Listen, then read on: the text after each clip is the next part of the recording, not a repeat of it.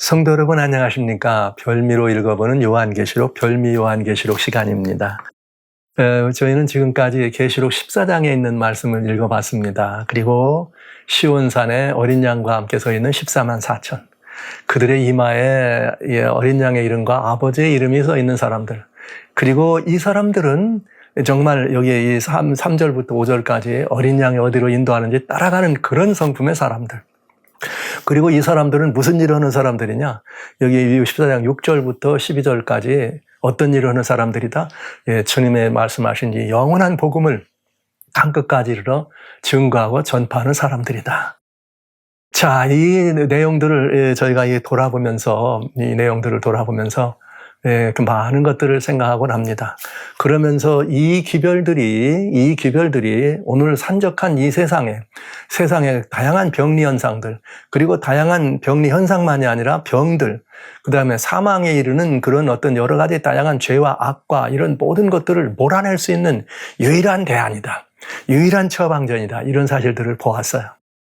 이 세 천사의 이 복음이 세 천사의 기별이라고 그리고 세 천사의 복음은 정말 위대한 복음이고 복음의 요약이고 모든 복음의 내용들을 여기 함축적으로 다룬 것이기 때문에 굉장히 이 내용과 의미를 단순하게 이해하면 아주 편안하게도 쉽사리 이해할 수 있습니다.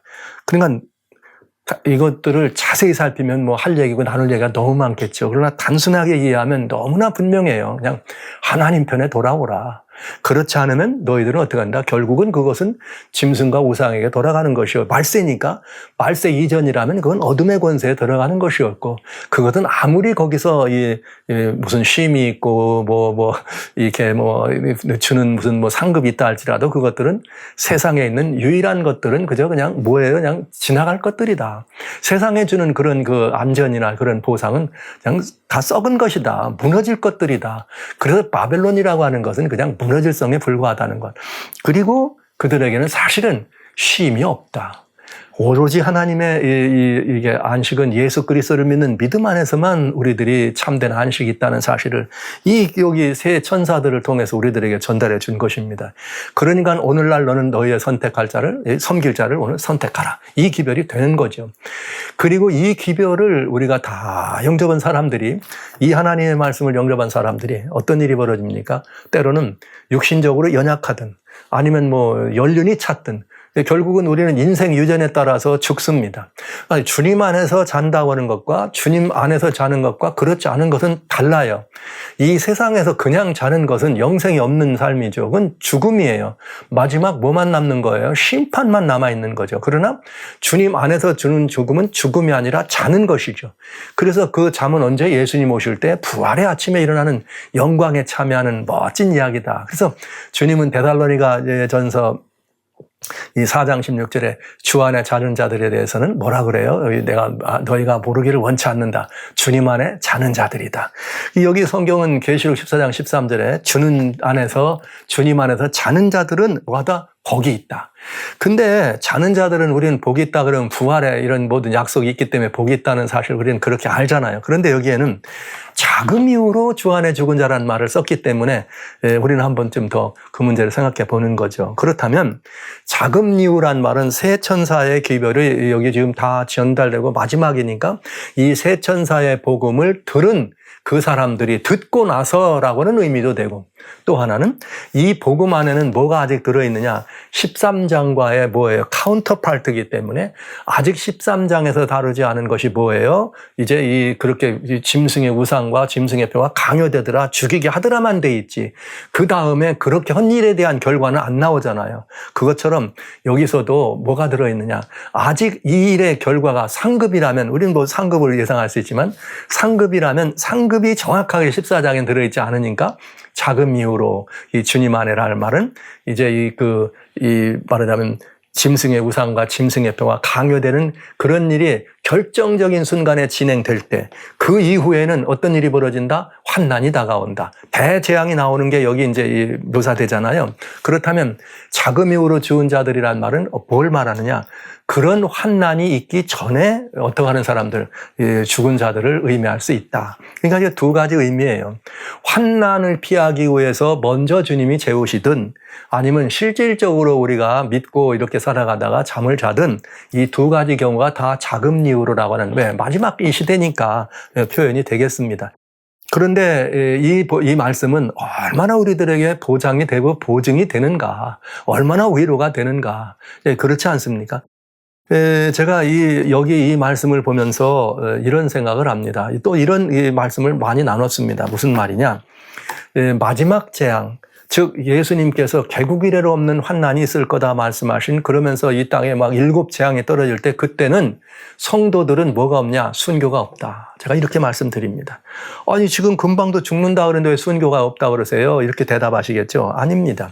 지금 말씀하신 두 경우의 잠은 신앙생활을 하기 때문에 신앙으로 인해서 원수와 싸우다가 죽는 그런 순교가 아니에요. 왜냐하면 그냥 인내가 필요한, 그 인내가 필요한 상황 속에서 우리가 인내를 하면서 인내가 필요한 상황 속에서 살 때 내 연령이 같든지 아니면 연약해서 그냥 자연스러운 인생 유전에 따라 죽든지, 아니면 인내가 필요한 이것이 이제 있는데, 이건 언제냐면 짐승과 그 우상에게 경배하지 않는 사람은 다 죽인다고 하는 이런 걸 때 인내가 필요하잖아요. 그런데 여러분 결정적으로 하나님이 직접 나서셔야 될 때가 있습니다. 그때는 언제냐? 표를 우상에게 경배하는 자는 다 죽이겠다. 표를 받지 않는 자는 매매를 못하게, 그건 다 죽인단 말이잖아요. 이런 명령이 떨어지면 세상은 두 부류밖에 없어요. 그 우상에게 경배하는 무리, 그 다음에 그렇지 않은 무리. 그러면 그렇지 않은 사람들은 세상적인 유전으로 말하면 다 그날 이후로 어떻게 죽어야 되는 거죠. 근데 이 죽어야 되는데 이것이 죽으면 돼요, 안 돼요? 안 되죠. 하나님은 뭐 하세요, 그때? 그러니까 그런 명령이 내려질 때가 뭐 하는 때예요? 바벨론이 최후의 발악을 하고 바벨론이 하나님을 최후로 대적하는 때가 되고, 그것은 결국 바벨론이 뭐 하는 시간이에요? 완전히 망하는 시간이죠. 그러면 그때 하나님은 어떻게 역사하셔야 된다. 그럼 뭐가 내려와요? 그 다음에는 이렇게 이 7 재앙이라고 하는 재앙이 내려온다 이 말이죠. 그러면 여러분 이미 이제 그 역사적인 순간을 기점을 했을 때 아까 말씀드린 첫 번째, 연령이 작거나 욕심이 연약해서 자연스러운 잠에 들어가실 분도 있고 이 기별을 듣고 복음을 알지만, 또 하나는 뭐냐? 이 재앙이 내려와. 7 재앙이 내려오는데 이건 환경적인 재앙도 있고 또 여러 막 그냥 대단히 중요한 영적 큰 야곱의 환난도 있어요. 이런 일이 있을 때 더불어서 이 재앙은 누가 누구에게? 하나님이 여기 하나님을 순종치 않은 이들에게 내린단 말이에요. 그럼 하나님이 순종치 않은 자들에게 내린다면 당연히 하나님의 백성, 택함 받은 백성은 어떻게 될 거예요? 그 재앙에 참여하지 않겠죠. 그러니까 그 재앙에 참여하지 않는 말은 그때는 거기 안에 순교자가 없다 이 말이에요. 그 안에는 순교자가 없다 이 말이에요. 그러니까 여러분 이 문제에 대해서 확신하셔도 좋습니다. 그런 다음에 뭐가 있느냐? 또 그런 이것이 있어가지고 마지막 무슨 뭐 야곱의 환난 이런 게 있을 때도 마찬가지예요. 야곱의 환난도 7 재앙이 있을 때 동시에 일어나는 것이고, 그때는 누구냐? 그런 재앙에서 빠져있는 우리들을 바라보고 이 세상의 바벨론이 마지막 최후 봐라. 진짜 저 사람들 때문에 뭐 하고 그들을 죽이려고 할 때가 오겠죠? 그러면 그때는 하나님은 가만히 안 계시잖아요. 또 그때도 마찬가지야. 그때도 하나님께서 역사하시고 마지막 재림이란 말씀으로 야곱의 환난을 마치실 것이기 때문에 우리는 순교하지 않는다. 그래 여러분 걱정하지 마세요. 그러나 그런 마지막 재난이 오기 전에, 그런 마지막 환난이 오기 전에 우리는 뭐 할 수 있다? 이런 자연적인 뭐 꼭 이렇게 순교가 아니라도 여러분과 저는 그런 일을 경험할 수 있겠다 이런 생각을 듭니다. 그러나 저희들에게 희망이 있죠. 넘치는 희망이 있죠. 왜냐하면 저 자신도 마찬가지. 제가 이제 가만히 보면 제가 육신적으로도 뭐 늘 그렇게 늘 부실하니까요. 그러나 주님 앞에 이렇게 늘 이렇게 온전하게 서서 이렇게 있는데, 저는 만약에 이 경우에 해당되는 여기에 들어온다 할지라도 두려움이 없습니다. 왜냐하면 이래도 괜찮고 저래도 좋다. 제가 인내가 필요한 그 시절에 여러분들과 제가 그 가진 인내를 경험하면서도 감당할 수 있는 이 모든 것이 돼서 하나님이 너는 견딜 수 있어 은혜 주시면 그 길을 거치고 일곱 재앙 때도 능히 살아서 여러분과 함께 주님의 재림을 영접할 것이고, 만약에 제가 그 시간을 통과할 수 있을 만큼 제 모든 것들이 부족하다면 주님께서 저를 잠재우실 거다. 그래도 할렐루야, 너희의 수고를 쉬고 쉰다고 하셨으니까. 왜냐하면 자만간 그저 얼마 남지 않은 시간 동안 주님을 다시 저를 일으킬 것을 알기 때문에 이 일에 대해서는 저는 아무런 부러움도 두려움도 없다. 근데 이것이 뭘 가져다 주는가? 담대함을 가져다 준다는 거예요. 담대함을 가져다 준다는 거예요. 그리고 성도님들에게 이 말씀을 드립니다. 제가 순교가 없다 이렇게 말씀을 드렸는데 여기 이 마지막 시대에 최후의 환난이 임할 때 누가복음이죠. 누가복음 21장에 보면은 마지막 시대의 최후 환난에 대해서 그런 표현들이 있어요. 무슨 표현이냐? 심지어 너희 부모와 형제와 친척과 벗이 너를 넘겨주어 너희 중에 몇을 죽이게 하고 또 너희가 내 이름을 위하여 모든 사람의 미움을 받을 것이다. 그런 상황이 벌어진다. 정말 죽이려고 하고 막 하는 일이 벌어질 것이다. 그러나 성경은 18절에 21장 18절 그러나 너희 머리털 하나도 상치 아니하리라. 그러나 너희의 인내로 너희 영혼을 얻으리라. 이렇게 돼 있어요. 성도 여러분, 놀랍지 않습니까? 우리들은 이 상황을 믿어야 합니다. 그러니까 어떤 일이 벌어져도 우리가 두려워할 이유는 없다. 두려워해서도 안 된다는 거예요. 그렇다면 우리가 두려워한다고 하는 말은 곧 뭐 하지 않는다는 거예요? 이 약속을 믿지 않는다는 거죠. 그래서 여러분 이게 중요한 말이 있습니다. 계시록 21장을 여러분 잘 아시는 것처럼 새하늘과 새 땅에 관한 이야기예요. 근데 새하늘과 새 땅이 열어질 때 그 안에 그 모든 상이 다 주어지거든요.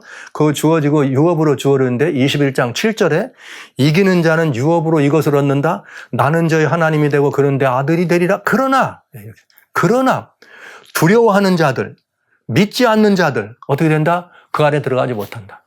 그럼 그 안에 들어가지 못한다는 말은 뭐예요? 악한 자들과 이런 모든 짐승의 표와 받은 이런 사람들이 받을 거기에 불못에 참여한다. 이 말이 되는 거죠. 그래서 여기 이렇게 되어 있어요. 두려워하는 자들과 믿지 아니하는 자들, 흉악한 자들, 살인자들, 행음자들, 술객, 우상숭배자, 모든 거짓말하는 자들은 불과 유황으로 타는 못에 참여한다. 이것이 둘째 사망이다. 이렇게 되어 있어요. 그러니까 여러분 대단히 중요한 의미가 있는 것입니다. 이 말씀을 계시록 14장 13절 말씀을 우리에게 주신 것은 이 뜻이에요. 두려워 말라. 두려워 말라. 이 복음이 전파되고 이 복음이 증거될 때 너희들에겐 뭐가 필요하다? 인내가 필요하다. 그러나 그 인내로 너희 영혼이 구원을 받는다. 그런데 뭐 하지 말라? 두려워하지 말라. 뭐 하지 않으려면 여기에 두려워하면 어떻게 된다? 거기에 넘어진다는 거죠. 그러니까 두려워하면 집니다. 그래서 사단이 마지막에도 늘 히브리서 말씀하신 것처럼 죽기가 무서워서 일생에 매어 종노릇하는 사람을 놓아준다고 예수님 하셨잖아요. 사단은 우리를 어떻게 해요? 목숨을 걸고 죽음이라고 하는 이름을 가지고 우리를 공격하고 우리를 미혹하고 우리를 유혹하는 거죠. 이러면 죽어. 이러면 죽을 거야. 그래서 우상경배 안 하면 죽인다고 하는 거예요. 그래서 표를 안 받으면 어떻게 매매를 못하게 한다. 죽인다고 한 것입니다. 성경은 단호합니다. 믿지 않는 자들은 어떻게 하는 자들이에요? 두려워하는 자들과 믿지 않는 자들은 안 된다 이거죠. 왜 두려워합니까? 믿지 않기 때문에 두려워합니다. 우리가 뭘 믿어야 되느냐? 예수님 안에서 자는 자들은 뭐가 있다? 지금부터 예수 안에 자면 복이 있다. 이 사실 믿으십시오. 그리고 우리가 증거한 이 세 천사의 기별, 세 천사 이 복음은 세상을 살리는 복음이었다. 그리고 우리는 어린 양과 함께하고 있다. 이 말씀에 대해서 여러분 철저한 신뢰, 철저한 신념이 필요합니다. 부디 여러분 모두가 다 그렇게 믿음으로 두려워하지 않는 신앙을 여기 계시록 14장 13절을 보시면서 확신케 되시기를 간절히 소원합니다. 그러면서 자, 이제 여러분 아시는 것처럼 이런 복음의 모든 전파가 있거나 복음의 기별이 증거되고 나면 반드시 그거에 따른 뭐가 있어요? 영접했느냐, 영접지 않느냐에 따른 뭐가 있습니까? 이 결과에 대한 판단이 있잖아요. 근데 성경은 복음을 얘기할 때는 항상 씨를 뿌리고 복음을 얘기할 때는 항상 주님은 뭘로 얘기했어요? 알곡과 가라지. 즉 복음의 열매가 맺힐 것이냐, 복음의 열매를 맺지 못하느냐, 아니면 맺지 못하게 하느냐, 이런 얘기가 늘 나오잖아요. 여기 14장 얘기는 무슨 얘기라 그랬어요? 복음에 관한 얘기라고요. 영원한 복음. 그러면 이 복음을 사람들이 영접한 사람들은 알곡이 될 것이고 영접치 않고 거절한 사람들은 뭐가 되는 거예요? 가라지가 되겠죠. 그러면 알곡이 있고 가라지가 되려죠. 알곡은 창고에 들여지고 가다가지는 어떻게 됩니까? 불태워버려지는 사건이죠. 그러면 이 복음이 그렇게 증거되고 이 복음이 증거할 때 세 천사의 기별이 증거되고 세 천사의 기별이 마지막 피크에 전거됐을 때 성경은 이 복음을 영접하는 것과 거절하는 것에 대한 뭐가 있어요? 틀림없는 수학이 있다. 그 수학에 대한 이야기가 여기 14절부터 나오는 것입니다. 보시죠. 또 내가 보니 흰 구름이 있고 구름 위에 사람의 아들과 같은 이가 앉았는데 머리에는 금면류관이 있고 손에는 이간 낫을 가졌더라. 또 다른 천사가 성전으로부터 나와 구름 위에 앉은 이를 향하여 큰 음성으로 외쳐 가로되 내 낫을 휘두르어 거두라. 거둘 때가 이르러 땅의 곡식이 익었음이로다 하니 구름 위에 앉으신 이가 낫을 휘두르매 곡식이 다 어떻게 되더라? 거두어지더라. 이게 지금 알곡을 거두는 수학이 됐네요. 그렇죠? 그다음에 17절부터 봅니다. 또 다른 천사가 하늘에 있는 성전에서 나오는데 또한 이한 낫을 가졌더라. 또 불을 다스리는 다른 천사가 하늘 성전에 나오는데 이한 낫을 가리고 또 누가 나오냐? 불을 다스리는 천사가 제단으로 나와서 이한 낫을 가진 자를 향하여 큰 음성으로 불러 가로되 뭐라 그러냐면 포도송이를 거두라. 포도가 익었다. 그러면서 천사가 낫을 휘둘러 땅에 포도주를 거두어 하나님의 진노의 큰 포도주 틀에 던짐에 성 밖에서 그 틀이 밟히니 틀에서 피가 나서 말굴레까지 닿았고 600 스타디온에 달하더라. 이렇게 돼 있네요. 그러면 여기에 이것은 뭐냐면 알곡의 수확이 있고 포도의 수확이 있다. 근데 성경에 이 복음서에 보면 되게 알곡과 뭐가 나옵니까?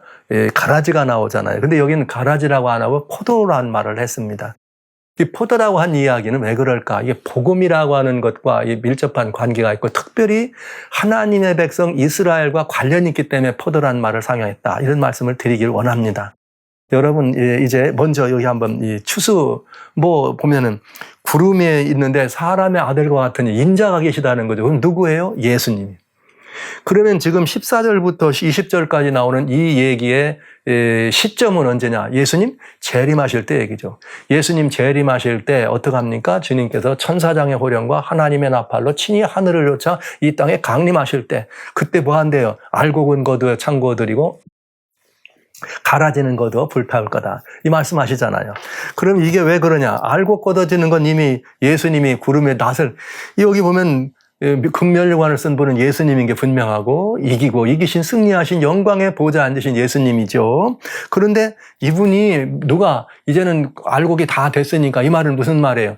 다 하나님의 백성들이 14만 4천이 준비됐으니 입맞은 자의 수가 찼으니 이제는 뭐 하세요? 거둘 때가 됐습니다. 이게 천사들이 보고하는 거잖아요. 그 보고하니까 주님께서 거둬들이는데 알곡이 돼서 주님의 창고에 들여진더라. 그럼 이 알곡이 들여졌다는 말은 어떤 상급이냐 하는 건 이제 알고 가면 이제 다음에 나오겠죠. 그 다음에는 뭐가 나오느냐? 여긴 또 천사가 나오는데 똑같이 나와. 이번에는 또 나오는데 낫을 휘둘렀는데 포도송이를 갈았어요. 근데 이 포도송이를 갈았는데 여기 뭐라 하겠느냐 하면은 진노의 포도주 틀에 덜이고 12000 스타디온에 가더라 이랬잖아요. 근데 요때는 천사가 누가 또 나오냐면 불을 다스리는 천사가 나와.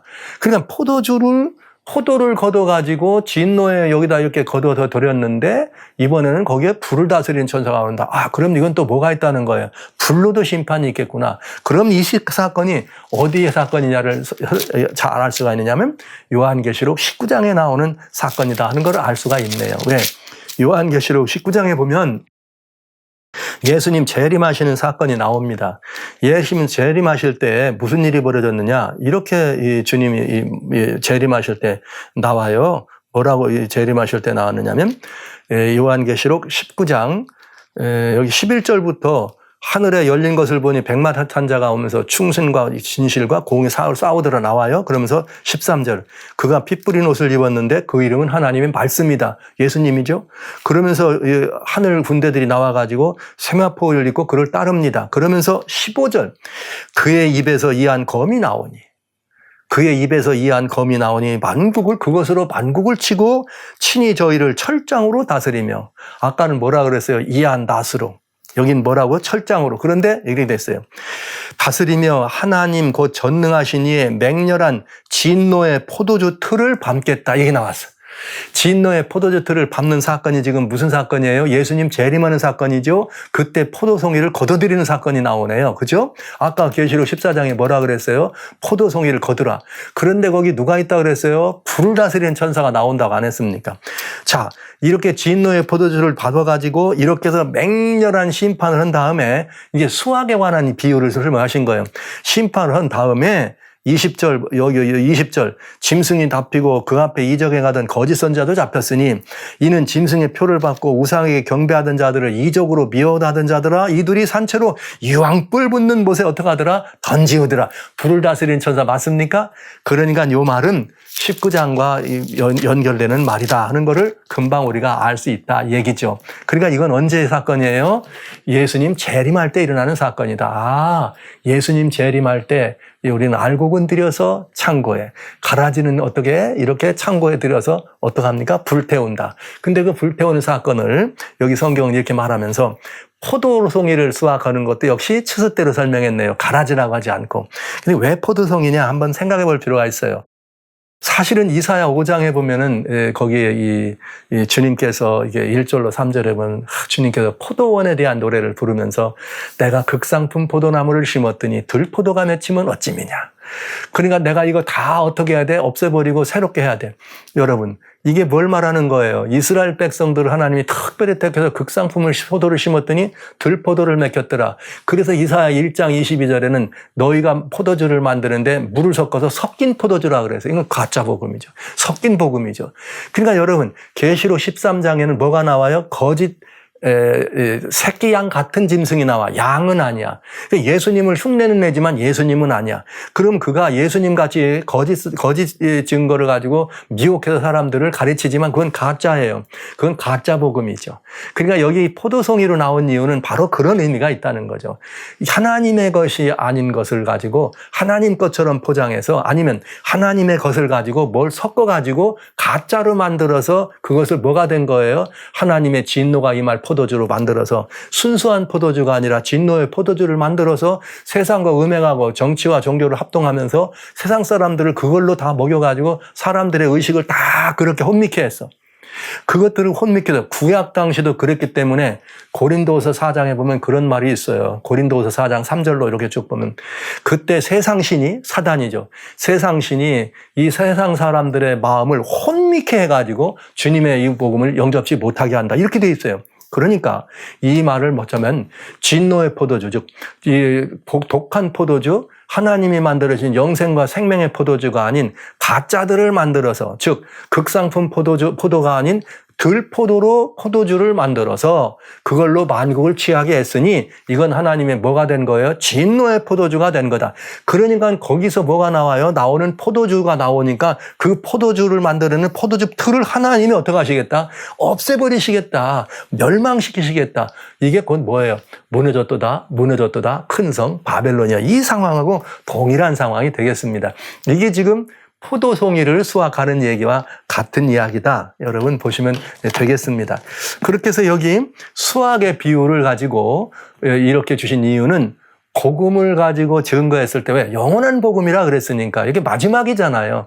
영원한 복음을 가지고 증거한 이유는 창세 때부터 계속 이 복음이 있어 왔고 그 복음을 전도했는데 이 마지막 때는 이제 최종적으로 종말적으로도 이 복음을 어떻게 했느냐? 복음을 믿고 복음을 영접하고 복음대로 그 복음을 사명을 감당한 사람이냐? 그래서 여호와의 군대가 됐느냐? 그래서 그 여호와의 군대에서 시온산에 어린 양과 함께 서 있느냐? 그러면 그대들은 보다 죽어도 복이 있는 사람이다. 하나님께서 뭘 하는 거예요? 나스를 가지고 어린 양 되시는 예수님이 어떻게 합니까? 거두어서 알곡은 거두어 곡간에 드리는 이 사건이 여기에 아름답게 이렇게 묘사된 것입니다. 그러면서 또 뭐가 있더라?